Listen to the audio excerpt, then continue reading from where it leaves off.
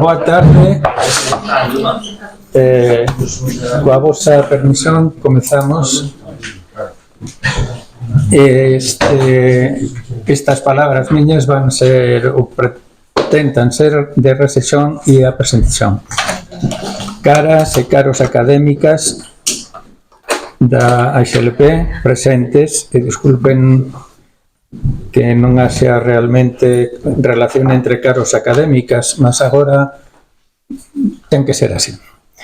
Estimadas e estimados representantes das entidades aquí presentes, teño a honra e a tristeza de presentar esta homenaxe á memoria do irrepetível Xosé Luís Fontenla Rodríguez, Fontenla para os amigos. Acho que merece ben esta homenaxe, mas xunto dele as outras persoas que nos abandonaron por forza maior, mas que nos retemos na memoria e no cariño e que no seu momento tamén lle dedicaremos no posible algunha homenaxe ou algún acto, congreso ou o que for. Somos novos, nacemos alá polo 2008, mas somos nen vellos nen antigos, simplemente ligados á situación do pobo da Galiza, en parte dividido e en parte defiñado e, sobre todo, aínda con azos de continuar vivo neste planeta Terra, se é que nos deixan o planeta máis ou menos en disposición. Somos amigas e amigos, nós e vós, cuantos quiserdes o resto mellor da Galiza, que como a semente da mostardeira parecemos pequenos até mínimos, mas contra vento e maré, uns e outros, están a nos recoñecer naturalmente e algúns, se opondo a nós, están a declarar, a confesar silentes, que a nosa forza e esperanza é moito máis humana e, por tanto, galega, lusófona, do que os seus compromisos esconsos e, por veces, nefandos. Penso que a persoa e as actividades e accións de Fontenla evidencian nobre e lúcidamente como é que dunha pequenice poden surxir grandezas. E paso xa a presentar os momentos en que, entre outros, a Academia Galega da Lingua Portuguesa, en particular Antía Cortizas e a súa equipa, tratamos de pôr de relevo a persoa e obra de Fontenla. O fillo, Luís Fontenla, descortinará algúns dos misterios daquele apartado 12 e aínda máis. Os irmáns Cristina e Xoán poderán acrescentar as lembranzas. A seguir, eu mesmo tentarei responder ao enunciado do programa Xosé Luís Fontenla e a ortografía unificada, tema ou asunto ou labor inmenso e ao mesmo tempo simples. Ánxelo Cristóbal abordará outro labor de Fontenla sen quase medida, Fontenla e as publicacións das Irmandades da Fala e outras, porque houve outras. A continuación daremos paso aos depoimentos que amigos e coideanos quixeran comunicar sobre a súa relación con Fontenla e máis sobre os frutos logrados directa ou indirectamente pelo homenaxeado. A presentación e entrega da separata homenaxe a Luís Fontenla, resultado feliz do traballo de Antía Cortizas e a súa equipa, ocupará o noso interese e mesmo algún comentario dos asistentes recitando os poemas que cada un queira escoller ou preferir. Poemas escollidos dos diversos poemarios fontenlianos provocarnos a saborear o sentido da beleza que Fontenla esprallou e que tería de complementarse coas imaxes que plasmou nos cuadros, algún deles expostos nesta sala. Por exemplo, ese autorretrato curioso de él. E terminaremos coa despedida que Luís Fontenla nos desexa, espero, para preparar un congreso ou unhas conferencias que estendan na Galiza o coñecemento da obra e persoa de Xosé Luís Fontenla Rodríguez. Comezamos. Pensei que non ia estar nervoso e estou. Mas pronto. Ben, cando me convidaran para vir aquí falar do meu pai, do noso pai, porque está a miña irmán aí tamén, o primeiro que pensei foi de que maneira abordar esta personaxe desde unha certa distancia suficiente, mas non excesiva, porque se fose para falar como fillo, tal vez non debese estar aquí. Estou tamén para falar como activista e como un pouco persoa que comprende ou tenta comprender unha visión máis global do que é apenas unha relación paterno-filial, non é? Entón, pensei primeiro cual sería a xusta medida, que diría Sarmiento ou os Iluminados, non? Cual sería a xusta medida para nos debruçar sobre unha personaxe sendo a persoa menos indicada pola relación que temos familiar. Mas ainda así vou tentar facelo o mellor que souber. Para dar unha visión global dunha personalidade que, como xa apontou Ánxelo, foi un suxeto elíptico da cultura galega, o primeiro que quería trazer é unha marxen de equilibrio, e vexo difícil trazer un equilibrio a esta personalidade sen falarmos antes de máis dun tabú. Já o coloco de primeiro porque depois non quero falar máis dele, e o da saúde mental. Entón é necesario colocar as cousas no seu lugar. Dicía Frantz Fanon nos Condenados da Terra que no período calmo da colonización triunfante, enténdase o franquismo, unha regular e importante patoloxía mental provocada directamente e únicamente pola persoa. Eso para colocar un pouco o pano de fundo do que pode ser o franquismo e as consecuencias que ten nas persoas que se enfrentan a ele, non? Fanon tamén fala de como animalizaron o colonizado ou como no noso caso folclorizaron a cultura da Galiza, mas de cualquier maneira converténdonos en algo pintoresco e pouco perigoso, non? Ben, para falar do meu pai tamén creo que nun espazo académico como este faz sentido tracer a ribalta un pouco algúns autores, eu só vou dizer un ou dois. Un é James Scott, no seu libro A dominación e a arte da resistencia, que nos traz un conceito interesante que é o uso certeiro dos discursos públicos ou dos discursos ocultos. Eu aquí que estou nun discurso público vou tentar trazer cousas das cousas ocultas da familia, mas sempre con un certo equilibrio. E acho que se o meu pai se destacou nunha cousa foi en saber xerir correctamente os discursos públicos e os ocultos e a capacidade de usar aqueles recursos disponíveis no franquismo daquilo que se pode dizer en público para conseguir obxectivos. Penso que nese sentido, por eso cito a James Scott, porque acho que é interesante.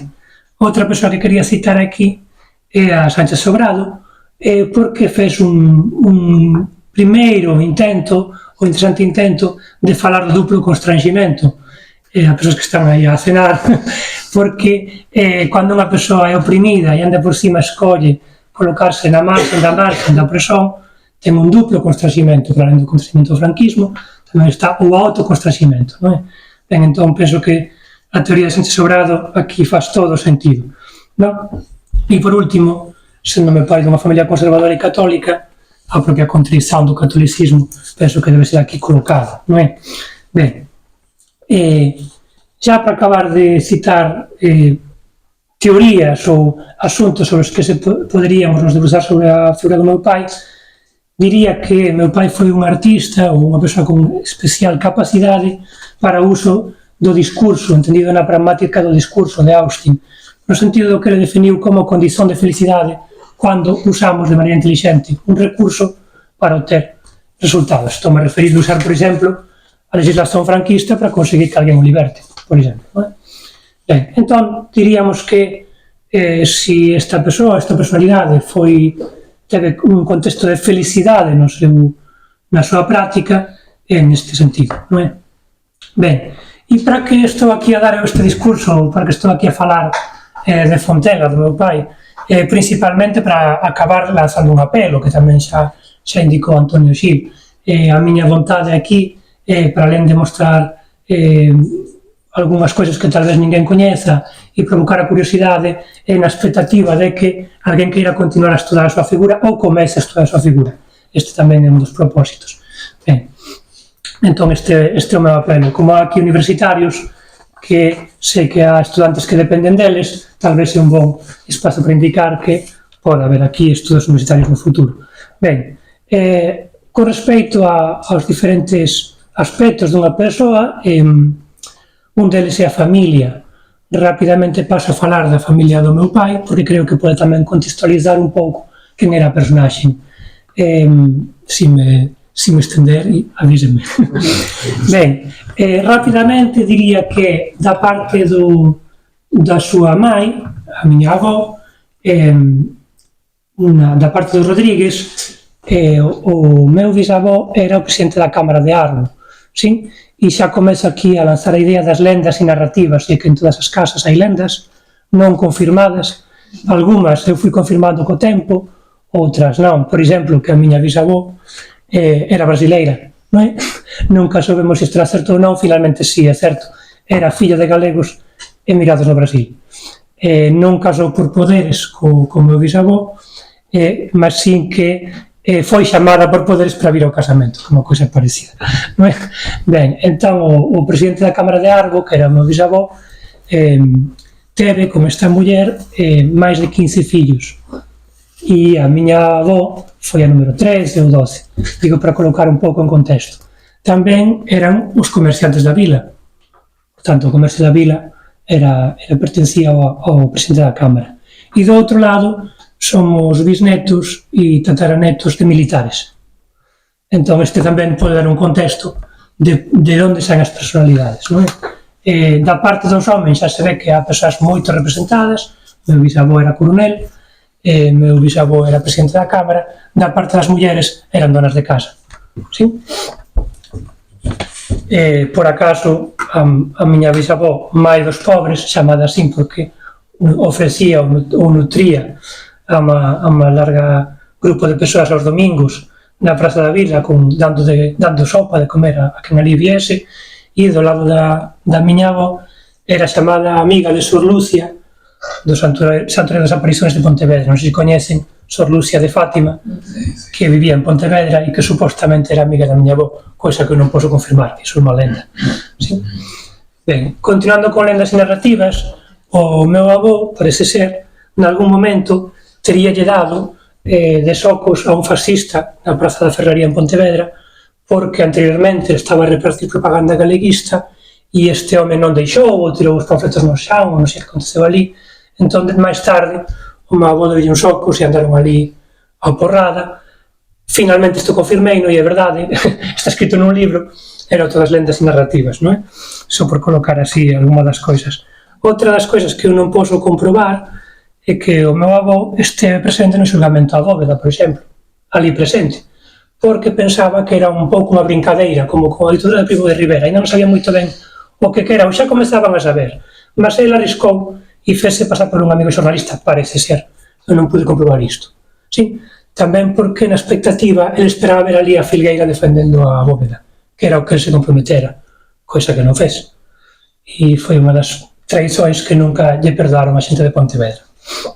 Ben, outra das lendas que eu trago aquí é que supostamente meu pai tería tido acceso á biblioteca de Castelao, porque estaba custodiada por Filgueira, baixo chave, e ninguén podía acceder a ela.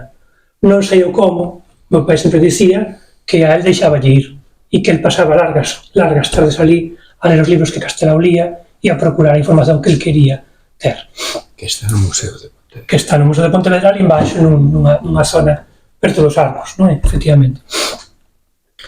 Ben, dicía que foi un bon xestor dos discursos públicos posíveis, e aquí xa trago tamén a idea do apartado 12, dirán, por que Fontela e o apartado 12, que será isto? O apartado 12 é unha caixa de correos que había nos correos de Pontevedra, que xa era do meu bisavó, parece ser, para receber xornais que non era conveniente receber en casa, xa dos tempos do seu avó. E iso pasou para o meu pai, e no apartado 12 foron constituídos, por exemplo, a DEGA, sei lá, a Amnistía Internacional tamén usaba o apartado 12, as Irmandades da Fala usaban o apartado 12, e toda unha serie de colectivos amigos da cultura usaban o apartado 12. Entón, digamos que o apartado 12 é un símbolo realmente, non é un símbolo cultural. E SEP tamén usa o apartado 12, sí, quer dizer, en xeral, podemos ver na documentación do meu pai todo o tempo, non é? cualquier colectivo apartado 12 de Pontevedra. Esta é un pouco a idea. Depois, tamén é unha lenda de casa o emprestimo de libros, non? Que na nosa casa o meu avó tiña unha biblioteca ampla, que agora está aquí, e esos libros eran emprestados, ás veces a través do meu pai, eran libros prohibidos no franquismo, e que chegaban de Buenos Aires, eu non sei o como, a casa do meu avó. Si sei que na miña casa era habitual, como algo normal, saber que os teléfonos da nosa casa sempre estiveran intervidos pola policía, desde o meu avó ata o meu pai, e depois comigo e o meu irmão continuamos coa idea de debe haber ali un rexistro moito interesante na brigada da policía de todo o que ali se falaba durante décadas. Entón isto é interesante porque, por exemplo, Sempre en Galicia, que está aí nesa biblioteca, ao que parece ser foi un dos libros que máis circulou en Santiago nunha dada altura, porque non había moitos exemplares dele, non é? E meu avó, talvez, meu pai era o responsable de trazer o que é Santiago. Meu avó levaba conta de onde deixaba os libros, mas tamén a quen, e ás veces dicía que recibía telefonemas de persoas sospeitosas preguntándolle por libros que ainda estaban de camiño e que ninguén máis podía saber que estaban de camiño, non é? Entón, pronto, que sempre había unha tentativa de intervir ese libro antes de que chegase, non é? Ou de que saíse da nosa casa.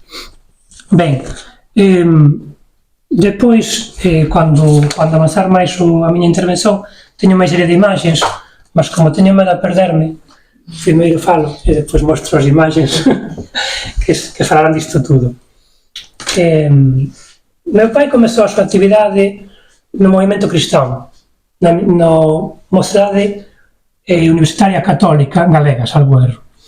E realmente a questón con meu pai creo que sempre non era cual colectivo, senón para que. Para que usar este colectivo? Meu pai era unha persoa que utilizaba no mínimo os colectivos, vamos ficar por aí, e entón o movimento cristán foi utilizado sobre todo para facer misas a Rosalía, mas tamén para, tal vez, unha das primeiras homenaxes que se fixeron á Bóveda colocando un ramo de flores. Há unha foto que depois mostrarei onde se ve ano 67, coroa de flores de Movimento Universitario Católico, Movimento da Mocidade Universitaria Católica, ofrenda á Bóveda. Ben, dentro das lendas, tamén eu non posso confirmar isto, mas parece que meu pai foi das persoas, ou a persoa, que máis asustou, insistiu, enfrentou o párroco de Pontevedra do cemiterio para que entregase a partida de defunción de Bóveda, que supostamente non existía, mas él sabía que existía, e supostamente estuvo semanas e meses indo atrás do párroco, até que finalmente conseguiu non só ter a data concreta, o motivo da morte, un papel legal, que para o meu pai, por ser abogado, era de interese. E tamén coa familia de Bóveda, que se atrevesen a dicer onde que estaba enterrado para poder colocar coroas de flores. Só iso, no inicio, só iso. Ben, é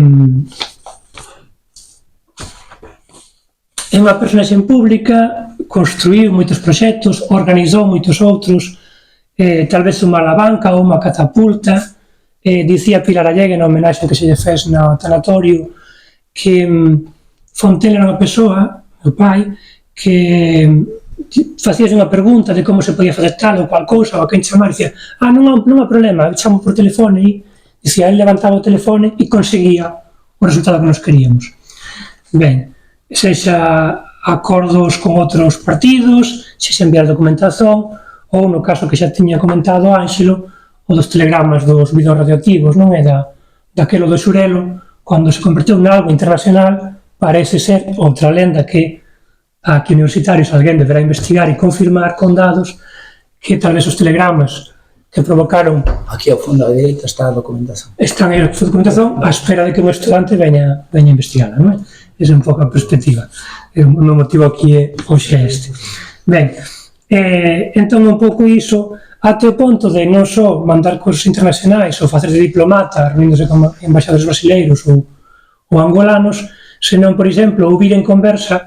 Lembro que ele ouviu en conversa que meu irmão ia meterse na AMI e iban a ser un colectivo de mocidade non sei que, dos xovens, e ao día seguinte ali había uns estatutos postos na mesa de proposta de estatutos que ninguén lle pediu, evidentemente, mas xa estaba ali e el non era desa esquerda, tan á esquerda, digamos así, mas os estatutos eran bastante de esquerda, e só para colocar un pouco a personalidade, un pouco para ser un pouco cariñoso con ele, non é? Porque, ao caso, ben éramos nos ben capaces de facer estatutos, evidentemente.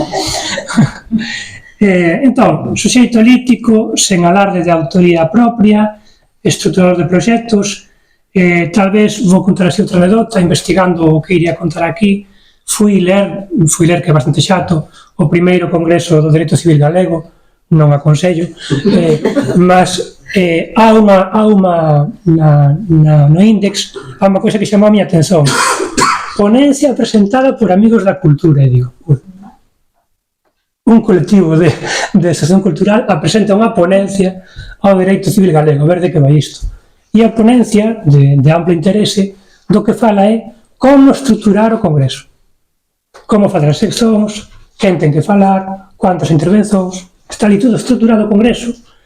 Outra lenda, eu non sei se foi aprobado, mas as seccións do Congreso levan por nome aquilo que está proposto nesa proposta da Amigos da Cultura, que evidentemente non fez alguén que non fose abogado. Eso está ali colocado. Entón é para colocar un pouco esa tentativa sempre de fuxir a autoría, non? Mas provocar o resultado. Máis lendas. Eu non sei se meu pai foi contrabandista de café, sei que tiñamos un comercio e se vendía café. E non había café na época. Mas non sei se el carregou fardos como se ten ouvido na casa, que as noites carregaba fardos. É unha lenda. Eu non podría comprobar isto. Habría que lle preguntar ao comercio a Perla de Arbo. Ben, o dos telegramas xa o citei. El ten dito en algún lugar, está por aí escrito, que colaborou na elaboración das bases da ANPG, supostamente no inicio das bases, nas constituicións da ANPG en Portugal. Si ten colaborado, e aí sí que aparece escrito, nas bases constitucionais do Consello de Forzas Políticas galegas. Si ten colaborado, ainda que non se fala moito niso, xa comentou aquí antes Ánxelo, en privado, que probablemente a legalización do bloco non tería acontecido nesa época, da ANPG, desculpen, da ANPG ou do BNPG depois, e acho que tamén tentou da UPG en Madrid, a pesar de el non ser afín a UPG, mas sí que foi a Madrid a tentar legalizar ese colectivo porque entendía, e así o ten dito, que non podía haber eleicións democráticas se non había todos as opcións políticas disponíveis, non, para serem votadas. Ben, é probablemente, e isto que eu acho, se calhar alguén que me corrixa, a primeira vez que se candidatou a alguén a eleicións na Galiza nun texto escrito en portugués, como un boletín de voto en portugués, é o meu pai, no 82, depois mostrarei aí a folla que se repartiu en Pontevedra, candidato ao Senado pelo Partido Socialista Galego, coligado co Bloco, e o boletín de voto que podían as persoas marcar e meter no envelope estaba en portugués. Tal vez teña sido unha persoa a quen Guais ou alguén, e Antonio Xila aí poderá falar máis, lle teña preguntado a súa opinión sobre se chamar ou non aos PALOP para un encontro de ortodoxia unificada. El tiña dito que lle preguntaron a súa opinión, a ver o que el queixaba, se era conveniente ou non. Tal vez, e agora xa entramos en outras lendas e outras narrativas, toda a súa produción estaba guardada nun gabinete na Universidade do Miño ou en casa de alguén e tal vez ardeu ou non ardeu, supostamente iso ardeu, toda a súa produción como un poeta. 10 anos de produción, entón sí que a constancia diso. Eu pensei que era na Universidade do Miño e finalmente pensei que era en casa de alguén. Ben, tal vez a policía teña invadido o seu gabinete e levado moitísima documentación privada de moitas persoas. Eu lembro o día en que iso se falaba en casa e eu cheguei a estar lá e ali había pisadas de botas militares, mas eu non sei máis, non há dados diso. Probablemente outra coisa que eu vin a saber en 2024 é que el teña falado en portugués, un dos primeiros galegos tal vez na Unión Europea, a convite de Utrera Molina, un ministro do franquismo, que o mandou ali a falar na Comisión Económica Europea de como facer un encontro de que os países pudesen se comunicar e como se faría a xestión das linguas. Non sei moito ben o que, mas el dice que el esteve convidado por Utrera Molina, isto son os dados que eu teño, el foi a Europa e el quis falar portugués. Entón, todos se revoltaron que el tiña que falar español, mas ali fese unha consulta, el dice que se aí había portugueses que ian falar portugués, el tamén podía falar portugués, e finalmente o permitiran. Entón, tal vez, teña sido un dos primeiros. Ben, outra coisa que tamén é lendas e narrativas, todo isto para provocar algún tipo de interés, non é? Espero que alguén queira investigar a súa figura, este é o meu papel aquí. Ben, a nosa terra, que foi un dos xornais que ele ajudou a constituir, nunha dada altura, había un grupo arriscado de compañeiros nosos, vamos dizer así, de lusistas, entre eles Carlos Durán e non sei de máis persoas, se falaba de Carlos Durán, que tiñan a vontade e un plano para converter a nosa terra nun xornal reintegracionista e que ia comezar de atrás para a frente, aos poucos, sen que ninguén reparase, a última página en portugués, depois a penúltima, depois a antepenúltima, e dicían que nun ano ia estar en portugués. Non é? Ben, meu pai e Carlos Durán foron expulsos da nosa terra, iso sí que o sabemos, non é? Temos constancia e a nosa terra nunca chegou a estar en portugués. E tamén sabemos, porque a documentación, e é a última das cousas que eu vou contar, a Xoel, depois xa acabo máis rapidamente, sabemos que el teve contactos, das primeiras persoas que teve contactos intereseiros e interesados con o goberno galego no exilio. El logo mandou cartas cando descubriu a delegación do Consello da Galiza e esteve en contacto con Alba Xarco, que era o delegado do Consello da Galiza en París. O que trataban con eles? Non sabemos. Ler as cartas é interesantísimo. Xa falei con ese amigo que tú me dixeste e el dice que sí. Ficas avisado que a próxima vez non sei o que. Entón, aquilo é superinteresante. Non sabemos o que dis, sabemos que hai cualquier coisa, non? Ben, tamén teve contacto epistolar con Iruxo, con Irujo, con aquele que asinou o Pacto de Galeusca aquí en Santiago cando se fez na década de 30 entre os galegos, os cataláns e os vascos, e o propio Irujo lle pede ao meu pai que por favor si pode acceder a documentación aquí para el ver as propias actas que ele non as ten e se lle pode darlle información. E meu pai dixlle, paso a transcribir a acta íntegra traducida ao castellano por min. E traduce as actas para Irujo. Iso está nos fondos vascos, todo digitalizado, cual é interesante. Ben, e como dado curioso, nestes últimos anos, en 2024, eu lle comentei ao meu pai, olha, há aquí un investigador, Óscar Díaz Fouces, da Universidade de Vigo, que está facendo estudos sobre a clandestinidade, os espías e os cataláns e os vascos e a xente galega no exilio en París e quer falar contigo e de que quer falar comigo, non? E estaba así moito, pois non sei o que terá que falar comigo e digo, pois non sei, pronto, non chegou a haber esa conversa. El tiña información que quería compartir con meu pai dixe que sí, que falaría con ele, iso non aconteceu, foi pena, pensei que apañar as cousas no seu momento, non é? Mas pronto, tal vez Óscar Díaz Fouces terá información sobre este asunto epistolar, non é? E tal vez xa de interese, eu digo aquí ideas e moitas outras non dá tempo. Ben, vou colocar aquí unha imagen. Opa, xa non a sei colocar. Aquí, esta é a illa de Tambo, é unha illa que está na ría de Pontevedra e tal vez, outra vez, meu pai sexa a primeira persoa civil en ter chegado a illa de Tambo cando estaba expresamente prohibido e baixo perigo de ser disparado polos militares.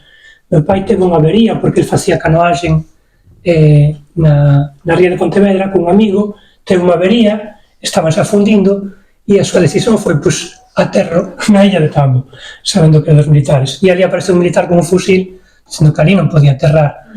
E creo que unha imaxe, xa para un pouco para ir concluindo esta parte, que meu pai comezou ali a explicarlle o dereito marítimo e conforme el podía, independentemente das leis militares, aterrar, non recuperar a barca e depois irse embora e que non podían impedir iso que falase co coronel ou que tivese que falar.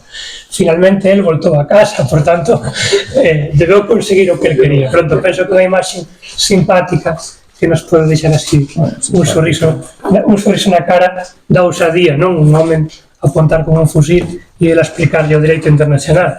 Mas pronto, un carácter de alta sensibilidade. un carácter de alta sensibilidade, por tanto, iso provoca ás veces moita insensibilidade a artigos de interese para todo o mundo, se se quer debruçar sobre ele. Un deles é o da miña mãe, que está publicado en Apontamentos Académicos, Lóstregos e Brétemas, onde fala dun suxeito dual, eu diría que máis ben un suxeito con múltiplas caras e múltiplas vidas, algunhas ainda por descubrir. Viveu intensamente, teve unha preocupación constante de nunca aparecer en nada na súa esfera pública e aparecer sempre en tudo na esfera privada. En casa tiñamos 50 retratos do meu pai ao redor da nosa vida diaria e nos temos aínda imaxes por todo lado do meu pai que sempre continuarán a aparecer. Continuarán a aparecer coisas, há uns 500 poemas inéditos que descubrí há uns días, portanto, há poemas inéditos. Existe unha entrevista que tentei gravar na cual el non quis destacarse para nada e sempre as evasivas non quería que responder a nada, mas há unha entrevista gravada con audio e vídeo por Xoán Abeledo, está sen montar, son horas en bruto, se algún día alguén quer tomar conta disso, eu veño aquí a lanzar estas ideas, non a facelas. E pronto, tamén há un artigo da xeración perdida escrito pela miña mãe, que é interesante, para falar de como ele conecta esa xeración perdida de Xaime Illa e do meu avó e de todas as persoas que perderon a guerra, e como eu creo que a xeración do meu pai, dos quais moitos aquí presentes, conseguistes ou conseguiran reconectar coa tradición militante anterior, e rapidamente paso a dicer nada, que primeiro de todo, o meu pai ten usado o colectivo Ateneo de Pontevedra, que era un colectivo cultural, mas ele usou iso para reconectar cos galeguistas, con Albaxar, por exemplo, Amigos da Cultura. Tamén, é verdade, existe un casete onde el fala presentando unha conferencia de Antonio Fragua sobre Castelao, existe un casete en algún lugar, eu ouvi esa conferencia, e pronto, creo que era unha persoa que pretendía defender a terra, tamén tentou mellorar a legislación, ou que existise a legislación galega, tentou organizar a política nacional, de alguma maneira, e focouse na lingua, principalmente, creo que foi o seu grande contributo, que hoxe estamos aquí un pouco a tentar falar dele e homenaxealo por iso. Co de reconectar coa tradición anterior, xa temos falado e xa todo o mundo repara que os nomes non son casuais, Irmandades da Fala de Galicia e Portugal, Revista Nós, non?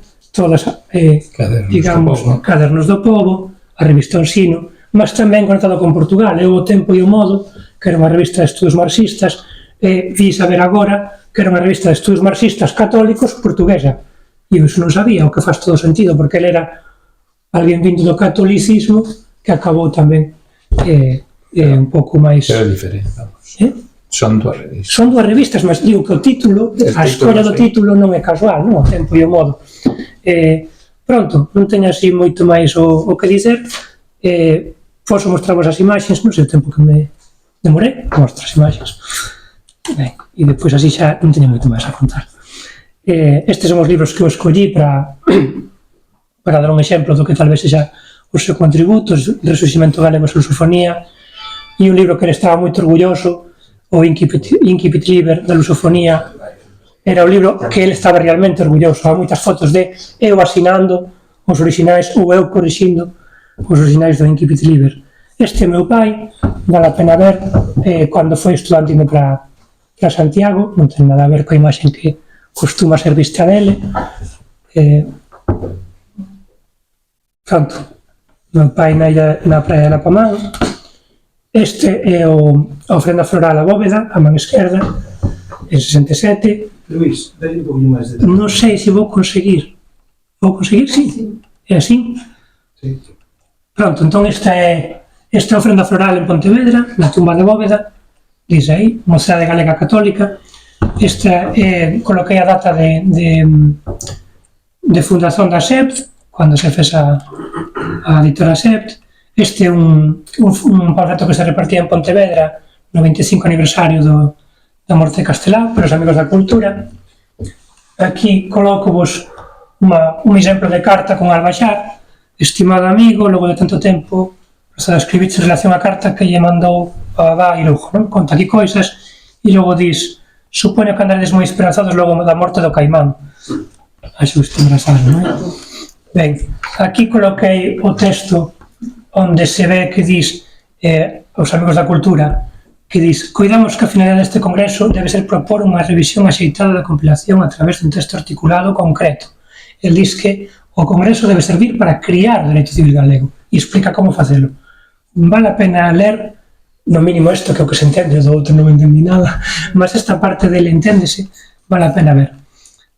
Aquí na esquerda coloquei unha carta que encontrei, é un apelo de cinco veciños dunha comunidade de Montes de Ourobe que dis, levamos 22 días detidos sen xulgamento. A carta está escrita polo meu pai, lese e perfectamente, o sea, eles asinaron, o meu pai lles aconsellaba facer. E un apelo para que a Amnistía Internacional interveña no caso porque levan 20 días sen xulgamento e presos. Ben, presos por defender o Monte Común de Ourobe. Isto me acaba de lembrar outra coisa que meu pai nunca ten contado en público. Meu pai foi responsable por criar o sindicato do leite de Pontevedra, que era un sindicato dos que recollían o leite. Na época, sabéis que o leite se recollía en pequenas carriñas e uns puñan un prezo, outros andaban ali. E de repente nasceu un sindicato que quería unificar iso. E meu pai provocou que iso fose recoñecido e que obrigaron os outros a entrar no sindicato. Para estruturar iso, verdade, como me demanda agora. Aquí temos o primeiro logotipo da adega, é dunha carta, apartado 12, aí está, e temos un dos primeiros colantes da adega guardado nunha pasta de colantes da miña irmán, que guardaba moitos colantes nesa época, todo o que había por casa, e estaba guardado ali, non é? Xa dis fora celulosas. A Pilar Allegue ten falado de que o meu pai foi bastante envolvido na luta contra as celulosas. Depois tamén Pilar Allegue ten dito no seu escrito no xornal onde fala do meu pai, Lembranza dun patriota, dis, tratamos con Fontenla, estivemos con amigos da cultura, fixémonos coa asociación, non? Esa é unha coisa que tamén é fora dos discursos ocultos para o público. Dicía Fontán, un amigo de Pontevedra, un grande amigo meu, dicía que mal nos portamos co teu pai, porque foron ocupándolle os colectivos por outros intereses, non? Sabes que, ás veces, há partidos que dicen o partido é o primeiro, ocupemos todo o resto para que todo atenda ao partido. E dicía, que mal nos portamos co teu pai. É unha frase que Fontán se me dicía cando nos víamos. Ben, aquí está o documento do Consello de Forzas Políticas, as bases constitucionais. Aquí está na fundación da adega, nas reunións de accionistas da nosa terra, desculpen. Eu non coñezo as persoas que están aí na foto, mas seguramente há quen coñeza. Eu non coñezo. Non teño... O da dereita é Francisco Carvalho. Carvalho, sí, Francisco Carvalho da dereita. Francisco Carvalho, sí. Aquí está o seu cartón de convidado ao plenario da NPG. E aquí está un colante que encontrei da nosa terra, xa escrito medio reintegrado, 4 non solitar por un xornalismo con xota galego. E asinaturas. Sí. E asinaturas con 2 eses. Aquí un colante que non haberá moitos de Irmandades da Fala da Galicia e Portugal.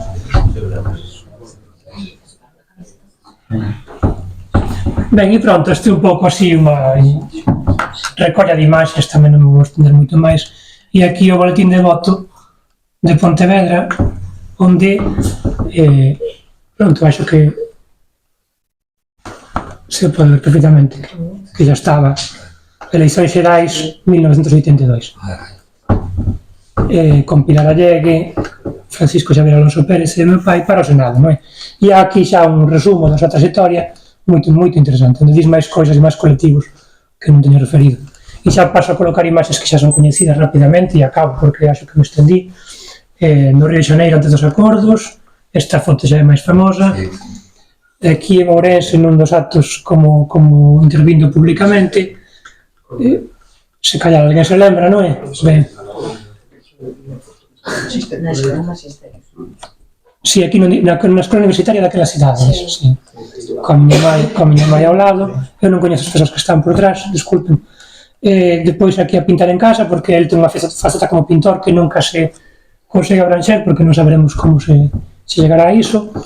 E aquí en encontros de poesía, aquí dando unha conferencia sobre terminoloxía xurídica en Valença. E aquí unha foto que eu gosto imenso con Augusto Seabra, con Estravís, con Carlos Calero e a miña nai. E aquí con Xavier Trillo, dis aí, porque outra coisa que deixou ben aprontada é que moitas das fotos xa tracen por trás a máquina escrito quen son as persoas, non é? Ben. Só que desta non teño o texto, mas tamén é moito linda porque acho que Carlos Durán tal vez fose un dos seus grandes amigos, além de todos os que estaban aquí académicos, e pronto, aí está Antonio Xil con Carlos Durán e a miña mãe, mas non sei onde a foto tamén. En Ourense tamén. E pronto, as últimas fotos que vos trago xa son fotos de agora, porque acho que facía sentido falar das persoas que últimamente os visitastes, fostes pedir consello, ou pronto, é iso. Penso que esta foto é unha boa foto para se lembrar. E esta foto coa última persoa que eu vivo en vida, con Pablo Palomo, unha semana antes de falecer. E por último, quería agradecer moito a miña irmán estar aquí, e esta é unha foto preciosa que ela fez.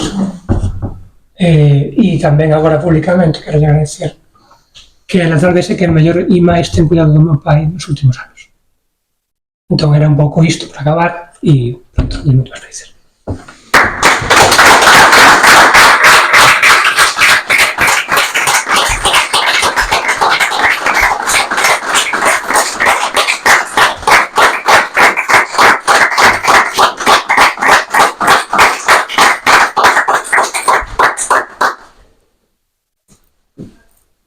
Bueno, continuamos, entón, dome a palabra a min.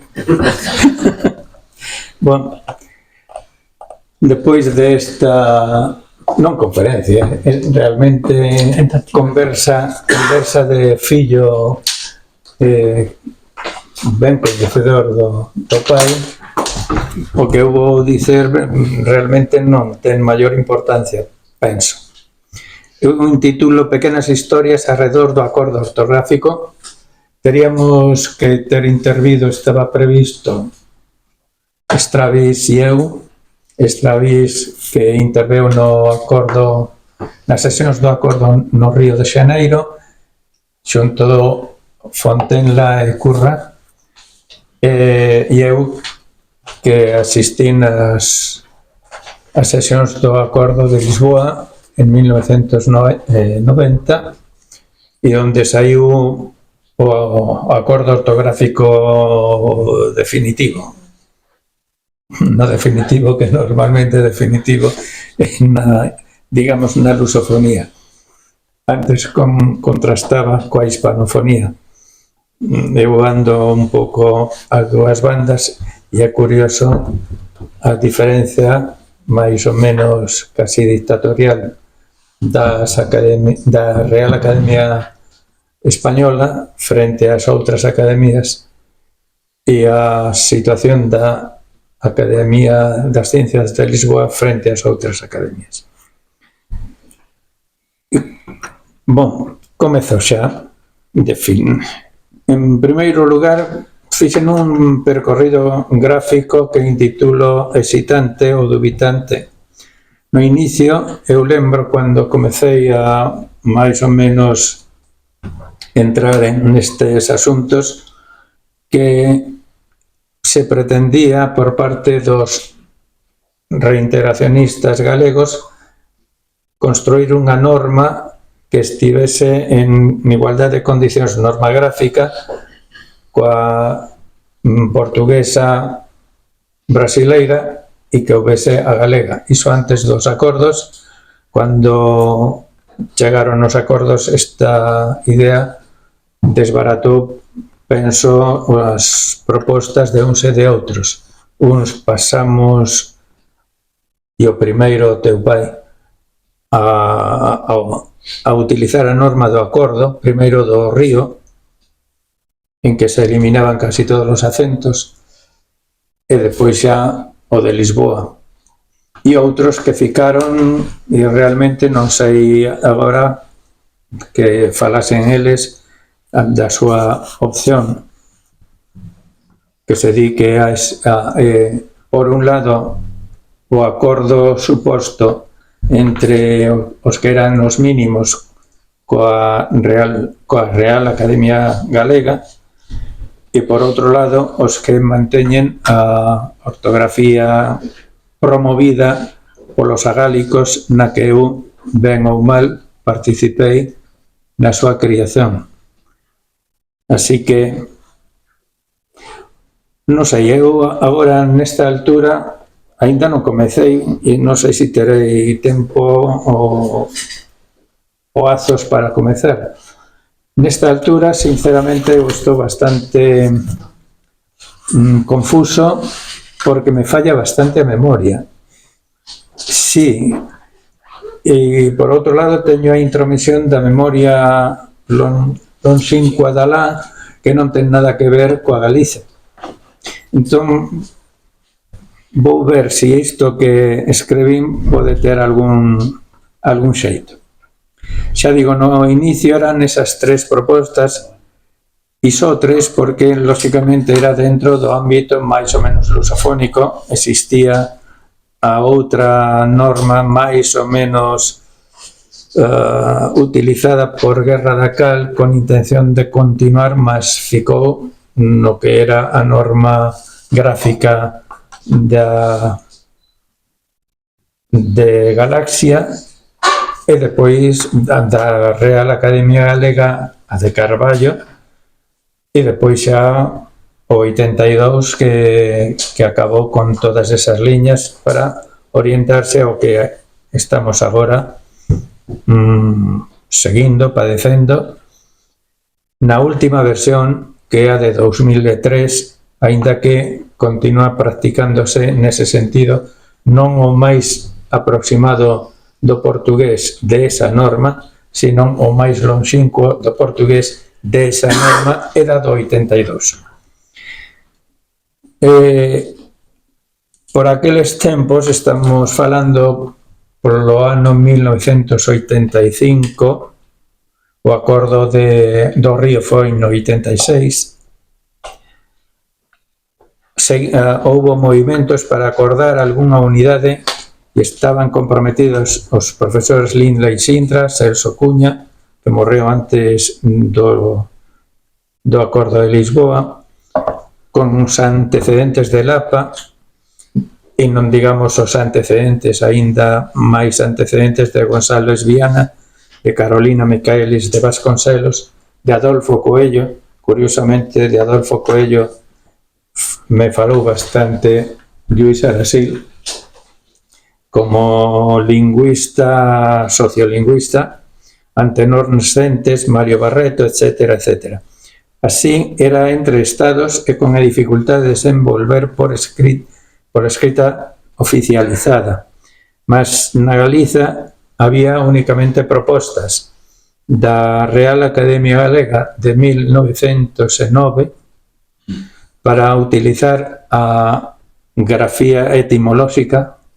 Despois, os seguintes da Real Academia Galega pasaron por un arco de triunfo de non sei onde esa proposta, mas o dicionario na letra A que saiu está utilizada, digamos, esa norma da que tamén falaba Viqueira, que era a etimolóxica, a histórica, e que fundamentalmente era pois utilizarse xotas. L ou ñ non se lles ocorreu sustituir. Esta é un por NH, LH. E o vocabulario das Irmandades da Fala do ano 33, se non erro, de Salvador Mosteiro, interesante por outro lado. Houbo a proposta do Seminario de Estudios Galegos, un pouco en contra desta, porque é curioso, seguindo un pouco as propostas de un lado e de outro dos galeguistas, e supoñamos que todos son galeguistas, parece que hai como un ir e vir, se nos propomos isto outro, e tal, e chegar ao que se chegou. A guerra internacional, non a guerra civil, a guerra internacional 1936-1939, non foi mundial, mas sí internacional, e comezou a despertar de a xente, ao meu ver, desa guerra polos anos 1960, coas propostas de Guerra da Cal, na primeira proposta en Lúa de Alén Mar, en Galaxia, no 59, e Río de Soño e Tempo, en Galaxia 1963, interesante o limiar de Otero Pedrallo. Penso que detrás de casi todas estas propostas tivo que andar Fontenla de alguna maneira, aínda que era novo e ben noviño. Chegamos ao ano 1970, coa lei Villar-Palasí 70, que autoriza o uso das lenguas nacionales, así son denominadas o galego, vasco e catalán, nalgún documento a ser utilizadas no ensino primario e no secundario. E nese ano que a Real Academia Galega edita as normas ortográficas no 70 e que completan no ano 71 as normas ortográficas e morfolóxicas, as primeiras no MIGA, que eu normalmente denomino así, elaboradas sobre todo por Carballo Calero. Curiosamente, ese ano 1971, Constantino García, da Universidade de Santiago de Compostela, na Facultade de Filosofía e Letras, inicia o Instituto de la Lengua Gallega e publica cos seus partícipes o Manuel Gallego 1, seguirán o Galego 2 e o Galego 3 e sobre todo o movimento o movimento envolvente que conseguiu o Instituto da Lingua Galega de casi controlar en exclusivo os cursos a profesores de ESB daquela e despois de primaria. Lóxicamente xa chegaban na secundaria ben orientados. Despois xa na preautonomía, unha comisión de lingüística nomeada pola Xunta de Galicia por Alejandrino, o que era conselleiro da Cultura, Alejandrino Fernández Barreiro, elabora unhas normas ortográficas do idioma galego publicadas no Boletín Oficial da Xunta de Galicia, así se chamaba daquela, en 1980, no número 10. Quero dizer que foran publicadas, non sei con que capacidade de oficializar, porque no Reino de España non existen ortografías oficiais, como existe na ortografía oficial na lusofonía ou na França, o sea, na francofonía, mas na hispanofonía, e, por tanto, o galego faz parte da hispanofonía, está dentro do territorio hispanófono, non existen normas ortográficas oficiais. Por tanto, non exixíveis aos cidadós, que esa é unha das aberracións do que acontece aquí na Galicia. A Xunta de Galicia poderá obrigar aos seus funcionarios a utilizar unha norma. Iso sí, agora os cidadáns non estamos obrigados a utilizar ninguna norma de galego en particular. E se queren impor iso, están abusando do seu poder, que lógicamente si teñen, sobre todo o poder económico. Ben, Fontenla seguiu todos estes movimentos, entendo eu, e é por ese tempo, por un pouco máis adiante, en 1981, que comezamos a colaborar na GAL e na SPG, máis ou menos eu sentirme dirixido por Fontenla, e ademais contento de que me dirixise, porque de outra maneira tal vez non sabería por onde ir. E daquela sí éramos decididamente reintegracionistas, non estrictamente lusistas, penso. E sobre o proxecto de aquelas tres conformacións que dixen antes, de portugués galego, de portugués e de portugués brasileiro. as normas gráficas que existían por aquela época, no 1981, que estaban en uso, que era a do portugués continental, que se chama o portugués brasileiro, e a galega estaba en elaboración fundamentalmente na Asociación Galega da Lingua. A SPG non propiamente, aínda que teño que recoñecer que xunto con Santiago Esteban Radío reintegramos as orientacións que daquela era orientacións para a escrita do noso idioma e pasaron a ser orientacións para a escrita do noso idioma. E que foi esas orientacións foron repartidas poucos días depois da aprobación das NOMIGA do 82 pola Real Academia Galega e o Instituto da Lingua Galega, pois foron un folleto parecido ao que nos repartiron agora en extensión nas xornadas do ensino, se non erro, en Pontevedra, con grandes sobresaltos e grandes contrariedades das que se fez eco a nosa terra. Publicou varias cartas en que arremetían, agora como se decía, arremetan, non sei por qué, en que discutían que as xornadas do ensino fosen xornadas con xota e non con xis, porque con xis serían xornadas. Digo, non, bueno. Ambas asociacións, a SPG e a GAL, e máis ou menos levadas adiante por Fontenla, aínda que nestes casos estivan máis aparentemente como na sombra, pois fomos colaboramos bastante para que a opción reintegracionista fose aceite para as institucións do reino, en particular para o ensino. Era por volta de 1982 e 83, sob a ameaza das normas do ILGA, plasmadas nas NOMIGA 1982. Non obstante, por aquela época, está ben recordar que a primeira programación para BUP, que existía daquela, BUP aínda, o programa de galego que elaboramos aí, me meteron, non sei por qué, estaban daquela Moncho Pena, o que foi presidente da Real Academia Galega Freixanes, e outros 2 ou 3, Feixó, o autor do dicionario Irindo.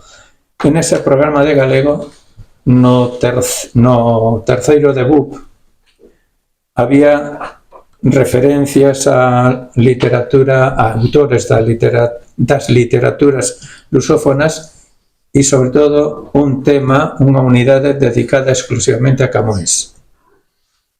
Non durou 2 anos, porque acto seguido xa ameaza viña dos coloquios de Treveris. No texto legal dixeron que eliminaban todo o alleo ao galego e ficaba únicamente, pois non sei, o galego.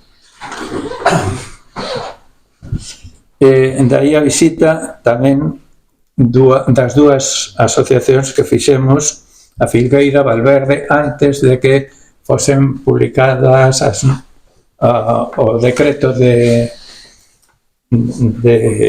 normalización, de normativización.